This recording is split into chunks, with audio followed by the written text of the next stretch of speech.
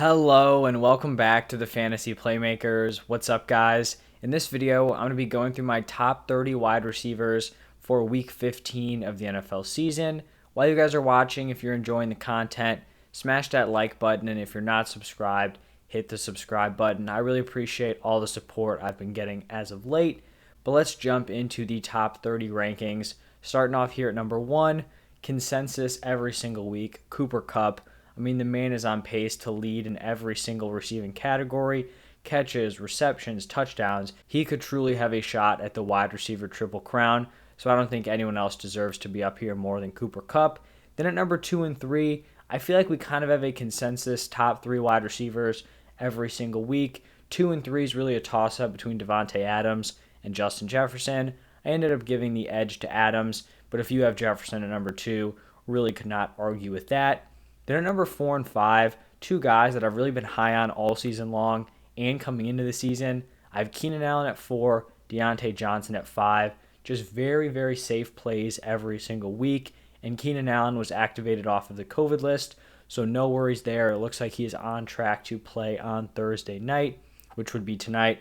I'm recording this Wednesday night.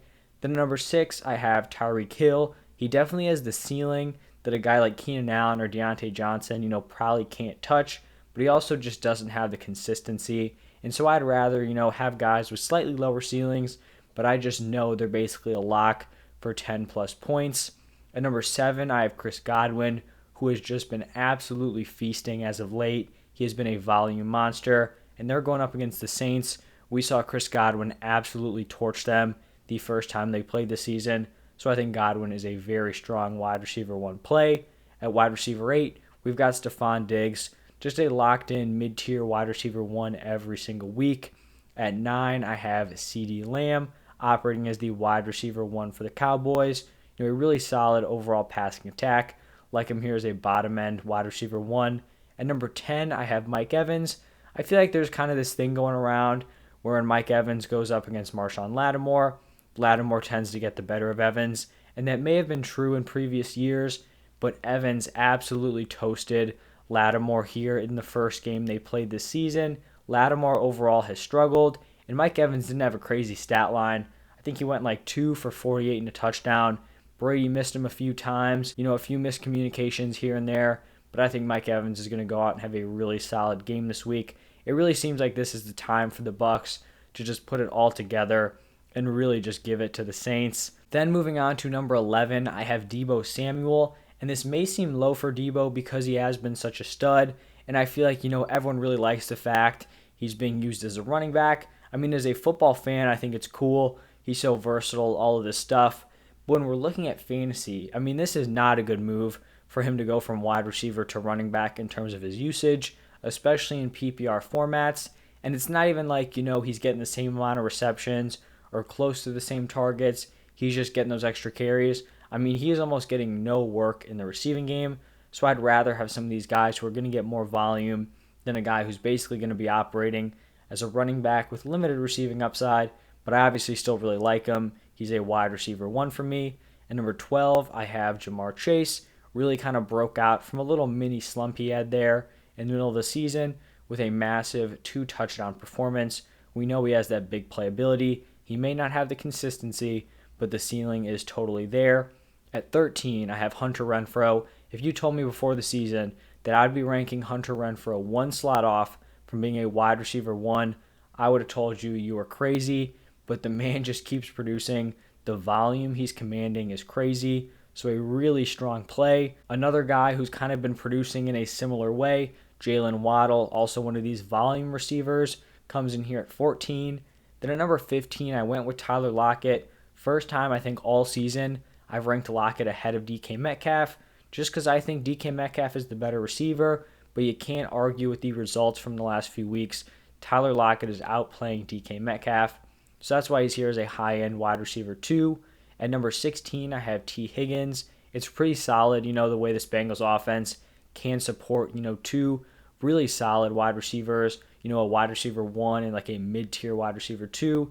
T. Higgins has been on a tear as of late. I think he just continues to play at a high level. Then at number 17, I have Amari Cooper, wide receiver 2 for the Cowboys. but still a very solid wide receiver to play in your lineups. Then at 18, I have DK Metcalf. I could see an argument for him being lower. It's just tough because we all know how talented he is. It really just seems like it's a matter of time before he has one of those monster performances. At number 19, I have Marquis Brown. Had a really hot start to the season, cooled off as of late. I mean, it makes sense considering, the struggles the Ravens passing attack has had, specifically with Lamar Jackson. So we'll see if he can get back on track this week and if Lamar is even able to play.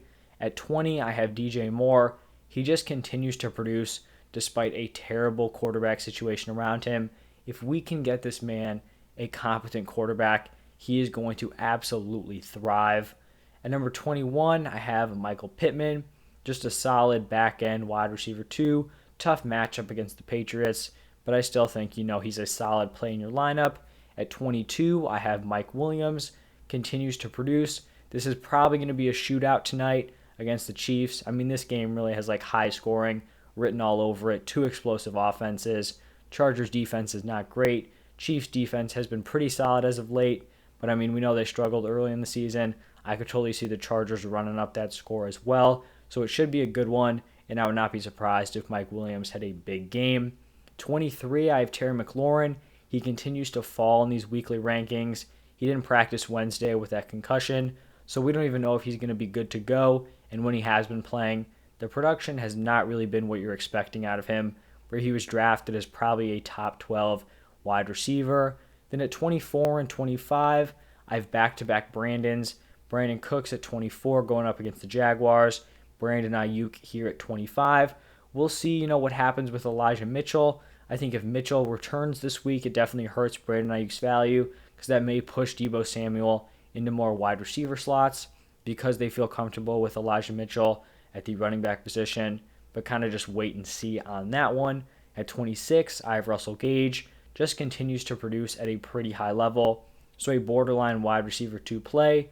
27, Chase Claypool. Very, very talented, just doesn't have that consistency. So I think, you're comfortable with him as a wide receiver 3 flex option. At 28, I have Van Jefferson. We'll likely see him operate as a wide receiver 2 now that we have OBJ on the COVID list. So interesting to see how he produces in that role. Then at 29, it's Christian Kirk.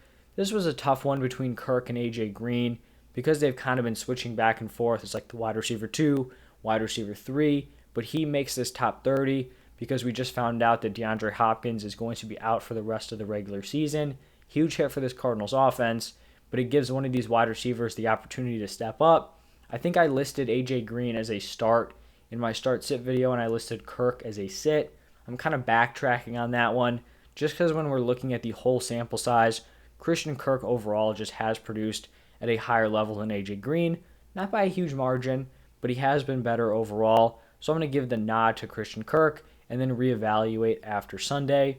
And then the final player in these rankings, it's really tough when you're getting, into the late 20s because there's a lot of guys in the early 30s who definitely could make this video. But I ended up going with Michael Gallup. Coming into the season, competing with Amari Cooper and CeeDee Lamb for targets, I really didn't think he'd be able to command the target share he has, since he's been back. So good on him. This is going to be a, fairly efficient, high-scoring offense. So a solid, mid-tier wide receiver 3 flex option this week. And that is going to wrap it up for my Week 15 wide receiver rankings. If you enjoyed the content, smash that like button and subscribe to the channel. Thank you guys for stopping by, and I'll see you in the next one.